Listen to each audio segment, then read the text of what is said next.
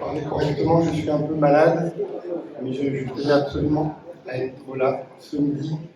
Vous dire bonjour à tous, je suis accompagné de mes collègues du CCAS qui sont derrière moi, Marie-Hélène Héry, la conseillère départementale, qui dira un petit mot si elle le souhaite, derrière moi. Vous dire qu'on a plaisir ici à être ensemble, hein. Cela fait partie du bien vivre ensemble sur notre commune. On a tous besoin de cette convivialité dans ces temps difficiles où la guerre est à nos portes et où le monde est de plus en plus instable et perturbé. À cette problématique internationale s'ajoutent des difficultés locales, tempêtes, inondations, caprices de la météo qui surajoutent aux soucis individuels, la maladie, le coût de la vie, l'isolement pour certains d'entre nous. C'est pourquoi ils sont importants ces moments de rencontre comme aujourd'hui, d'échange, comme celui que nous partageons ensemble. Soyez assurés que la municipalité, mes collègues et moi-même avons le souci permanent d'une animation intergénérationnelle de qualité dans notre commune. C'est le sens de ce rendez-vous habituel annuel du repas des anciens, comme on dit.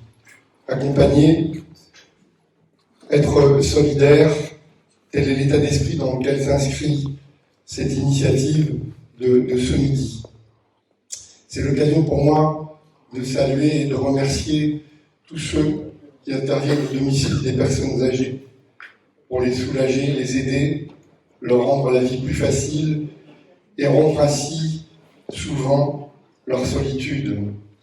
Je veux saluer tous les professionnels de l'EHPAD, de la résidence autonomie, et tous ceux qui sont là de l'EHPAD et de la résidence autonomie, tous les personnels qui s'investissent au quotidien, au service de leurs aînés et de leurs familles. Saluer aussi les visiteuses à l'hôpital. Je voudrais aussi saluer nos deux agents du CCAS, Valérie Jouin et Cécile Vernon, qui effectuent des visites à domicile pour discuter et s'intéresser à l'état de vie et de santé de nos concitoyens qui le souhaitent, car rien n'est imposé.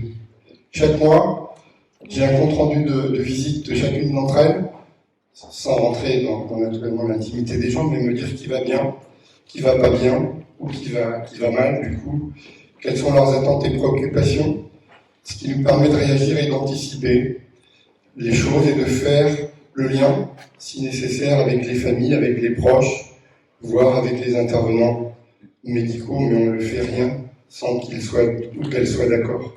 Bref, la municipalité et le CCAS sont à l'écoute, à votre écoute, pour améliorer la qualité des services et des prises en charge.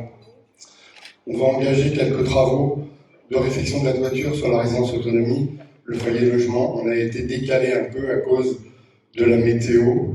Il y avait aussi un projet âge et vie, il s'agit de fournir et de proposer des hébergements situés entre l'EHPAD et le domicile.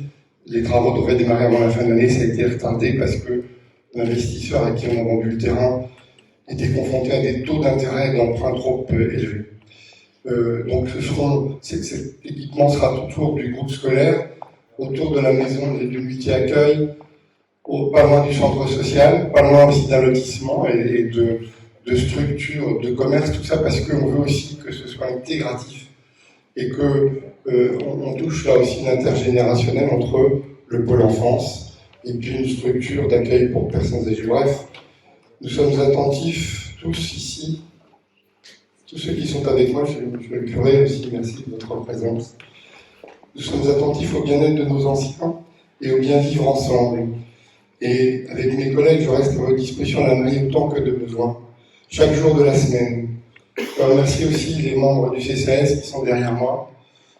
Michel, qui je préside souvent à ma place parce que je ne peux pas être tout le temps et partout, donc ça se passe très bien. On est indispensables et qui ont contribué à la bonne organisation de ce repas et à l'organisation ce midi des services. Merci aussi au business et le goût dans ma cuisine, c'est ça qui est l'organisme qui fait le repas, les remercier. Je remercie aussi les animateurs, dont vous profiterez tout à l'heure. Pour remercier tous ici de votre présence. Vous souhaitez de vivre le mieux possible, vous souhaitez la meilleure santé possible.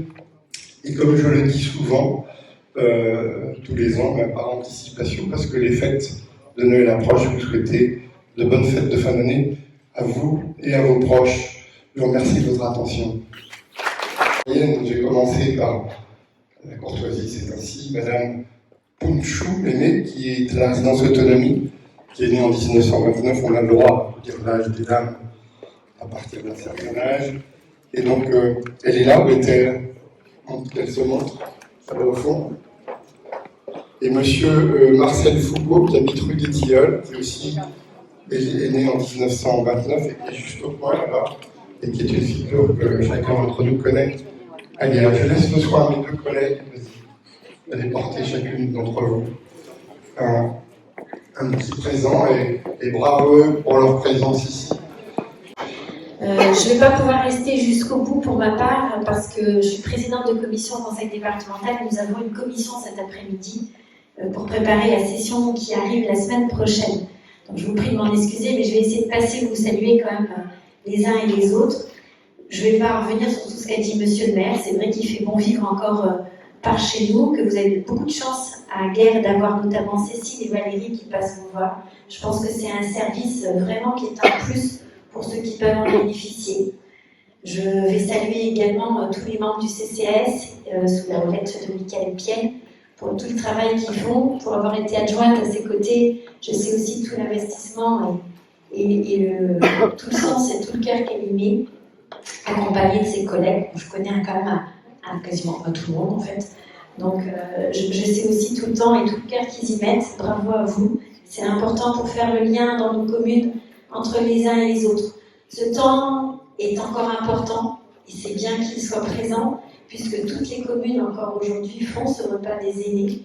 C'est un moment convivial et donc je ne vais pas être plus long parce que je pense que le plaisir c'est avant tout de partager un bon repas tous ensemble et je vais vous souhaiter un excellent appétit.